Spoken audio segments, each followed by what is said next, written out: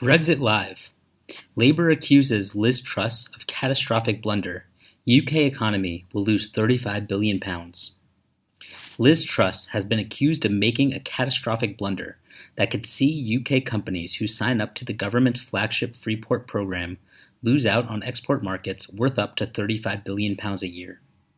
Labour's Shadow Trade Secretary Emily Thornberry said clauses included in rollover trade deals with 23 countries, including Canada, Switzerland, Norway, and Singapore, exclude manufacturers benefiting from freeport tax breaks. She claimed firms taking advantage of new freeport zones at East Midlands Airport, Felixstowe and Harwich, Humber, Liverpool City Region, Plymouth, South Devon, Solent, Thames, and Teesside will now be forced to pay possible high tariffs on exports to these countries.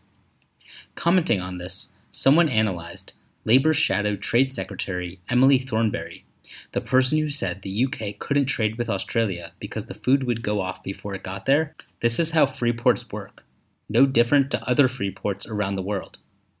Labour doesn't understand how economies work on freeports or trade deals, but that is not surprising. They are against free trade and focus on Marxist planned economies. The thing is, these are real trade deals between countries who want to trade, not an EU trade deal. Any issues can be sorted out willingly on both sides.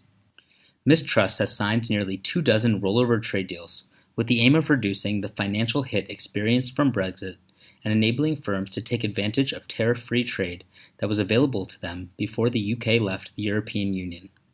But trade ministers are accused of failing to remove duty exemption prohibitions contained in these agreements, that state companies that have not paid duty on their imports cannot take advantage of the beneficial tariffs on their exports. Ms. Thornberry said, "When I asked Liz Truss recently what she was doing to promote the nation's new freeports, I was told in response that it was a domestic policy and not something her department was focused on, and now I fear that we are seeing the cost of that inattention." But a UK government spokesperson hit back at these claims and said, "There is no error and it is not uncommon for free trade agreements to have these provisions.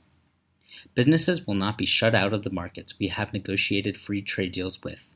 They will benefit from both our free trade program and also from free ports, which provide tax breaks, simpler planning restrictions, and cheaper imports. Where these provisions apply, businesses can choose to either benefit from the duty drawback or the preferential rates under the free trade agreement, provided they meet the rules of origin test under that agreement, depending on what suits them best. I'm sure if any adjustments need to be made, they will be dealt with in good time. Sounds to me as if it's just a clause of something that just needs to be inserted into agreements. Other countries will regard this as normal." Why does Thornberry even comment? This woman is determined to undermine any efforts to promote the UK trade outside the EU. In your opinion, is it like that? I'd love to know your answer. I will update the latest news in the next videos. Please subscribe to the channel so as not to miss it. Goodbye, and see you in the next videos.